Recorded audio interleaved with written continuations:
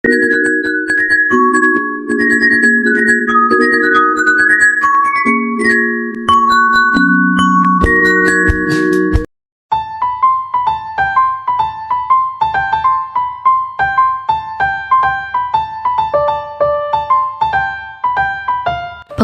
dari standar costing adalah harga pokok standar adalah pembebanan harga pokok kepada produk atau jasa tertentu yang ditentukan di muka dengan cara menentukan besarnya biaya standar dari biaya bahan baku, biaya tenaga kerja langsung, dan biaya overhead pabrik untuk mengolah satu satuan produk atau jasa tertentu. Selanjutnya, kegunaan standar costing. Menurut Mulyadi, sistem biaya standar memberikan pedoman kepada manajemen beberapa biaya yang seharusnya untuk melaksanakan kegiatan-kegiatan tertentu sehingga memungkinkan mereka melakukan pengurungan biaya dengan cara perbaikan metode produksi, pemilihan tenaga kerja, dan kegiatan lain. Pemakaian sistem harga pokok standar memberikan manfaat kepada perusahaan untuk perencanaan dan penyusunan anggaran, pengambilan keputusan tentang harga jual produk, strategi pengembangan produk, dan lain sebagainya, pengendalian biaya, menilai hasil pelaksanaan, meningkatkan kesadaran akan pentingnya penghematan biaya, menerapkan manajemen by objective atau MBO, membedakan biaya yang telah dikeluarkan ke produksi selesai, persediaan produk dalam proses, dan lain sebagainya, menekan biaya administrasi, serta menyajikan laporan biaya dengan cepat. Hubungan antara standar costing dengan anggaran. Biaya standar merupakan dasar dalam penyusunan anggaran. Sekali lagi, yaitu dasar dalam penyusunan anggaran. Jadi, dapat diibaratkan di mana standar merupakan yang seharusnya bila pelaksanaan tertentu tercapai. Sedangkan anggaran merupakan yang diharapkan pada volume kegiatan tertentu dan bila keduanya dipakai bersama-sama.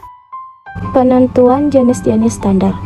Jenis-jenis biaya standar dapat diklasifikasikan berdasarkan tingkat sesak atau konsensi, yaitu terdiri dari yang pertama, standar teoritis, yaitu standar ideal yang sulit dicapai dalam implementasinya.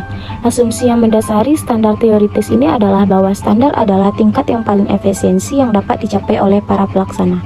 Standar kebaikan ini dapat digunakan dalam periode waktu yang relatif lama.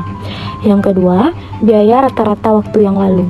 Biaya rata-rata yang berlalu memandang biaya sebagai tidak efisiensi, yang seharusnya tidak dimasukkan sebagai elemen biaya standar. Tetapi jenis ini berguna ketika perusahaan mulai menerapkan sistem biaya standar. Yang ketiga, standar lama. Berdasarkan perkiraan biaya di masa dengan berdasarkan asumsi kondisi, penentuan biaya standar dapat dibagi menjadi 3 bagian, yaitu biaya bahan baku standar, biaya tenaga kerja standar, dan biaya overhead pabrik standar. Penentuan biaya standar dapat dibagi menjadi 3 bagian.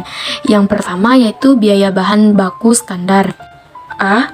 Harga standar bahan langsung ditentukan oleh harga satuan bahan langsung yang harus dibeli, perubahan harga yang terjadi selama tahun yang bersangkutan, standar terpisah harus ditetapkan untuk setiap bagian akuntansi biaya atau pembelian. Yang B. Jumlah standar bahan baku. Jumlah standar bahan baku ini dapat ditentukan dengan investigasi teknis analisis catatan masa lalu. Yang kedua yaitu biaya tenaga kerja langsung standar. A. Jam kerja standar.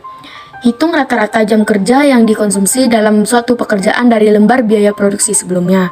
Ya, dengan cara yang pertama, lakukan uji coba operasi produksi dalam kondisi normal yang diharapkan. Yang kedua, melakukan investigasi terhadap gerak dan waktu dari berbagai kondisi kerja karyawan yang diharapkan. Yang ketiga, tahan estimasi yang masuk akal yang didasarkan pada pengalaman dan pengetahuan operasi produksi dan produk.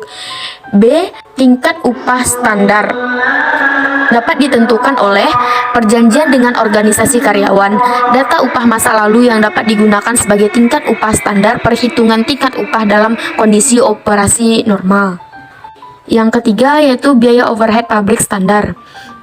Yang pertama, siapa anggaran untuk biaya overhead pabrik dengan mempertimbangkan tingkat aktivitas atau kapasitas yang termasuk. Yang kedua, kapasitas teoritis adalah kapasitas pabrik atau departemen untuk menghasilkan produk dengan kecepatan penuh tanpa berhenti selama jangka waktu tertentu. Kapasitas normal adalah kemampuan perusahaan untuk memproduksi dan menjual produk mereka dalam jangka panjang. Yang keempat, kapasitas nyata adalah kapasitas yang diharapkan akan tercapai di tahun mendatang. Pertama, konsep target costing. Target costing adalah suatu metode perhitungan biaya produk yang cara perhitungannya secara mundur, yaitu dimulai dari penentuan harga jual yang digunakan untuk menentukan biaya produk tersebut.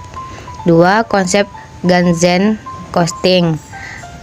Kaizen costing adalah konsep perbaikan terus-menerus, di mana setiap tahap produksi diusahakan adanya perbaikan-perbaikan agar lebih optimal dan efektif, sehingga nantinya akan dapat mengurangi biaya. 3. Perbedaan antara target costing dan Kaizen costing. Target costing adalah sistem untuk mendukung proses pengurangan biaya dalam tahap pengembangan dan perancangan model baru, dan Kaizen costing adalah sistem untuk mendukung proses pengurangan biaya dalam tahap pemanufakturan produk.